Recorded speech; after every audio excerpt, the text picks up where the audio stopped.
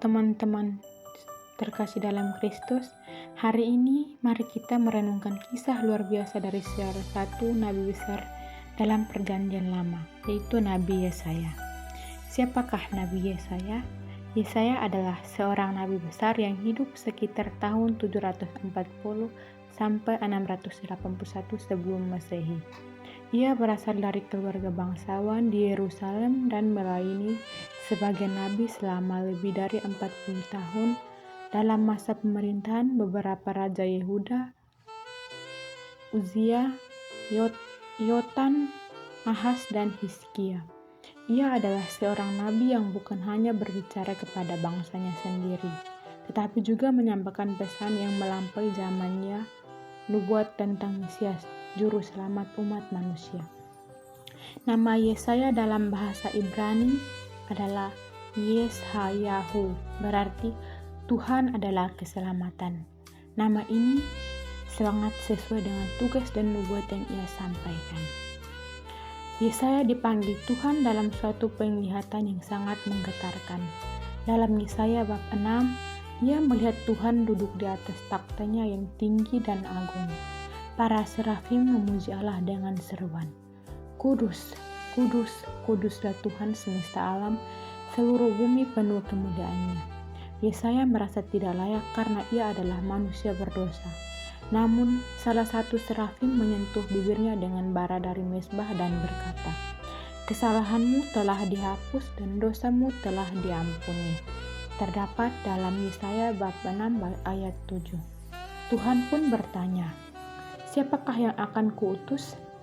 Yesaya menjawab dengan penuh kerelaan, "Ini aku, utuslah aku." Terdapat dalam Yesaya bab 6 ayat 8. Yesaya sangat kaya. Ia berbicara tentang penghukuman atas dosa, tetapi juga penuh dengan pengharapan dan janji keselamatan. Ada 3 tema utama dalam nubuatnya. Yang pertama, peringatan terhadap dosa dan ketidakadilan.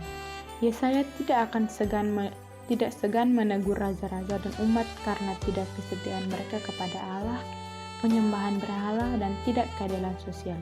Ia menyuruhkan pertobatan dan keadilan. Yang kedua, janji pemulihan dan kedatangan Mesias. Inilah yang membuat Yesaya begitu istimewa. Ia menubuatkan tentang Mesias yang akan datang dari keturunan Daud. Sebab seorang anak lahir untuk kita, seorang putra telah diberikan untuk kita. Lihat, seorang anak darah akan mengandung dan melahirkan seorang laki-laki, dan ia akan menamakannya Dia Immanuel. Yesaya menubuatkan Yesus Kristus Sang Immanuel, Allah beserta kita. Yang ketiga, hamba Tuhan yang menderita.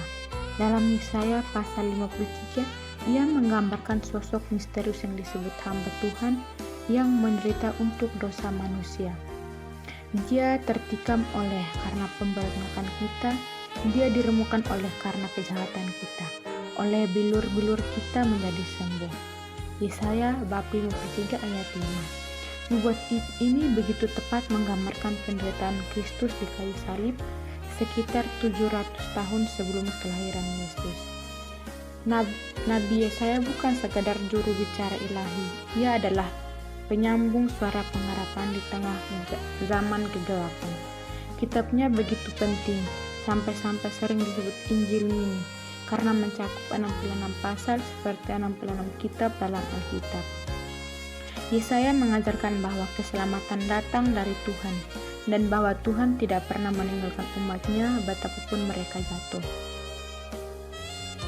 Pesannya untuk kita hari ini adalah dari kisah hidup dan nubuatnya kita belajar bahwa Allah memanggil setiap orang dengan cara yang unik seperti Yesaya.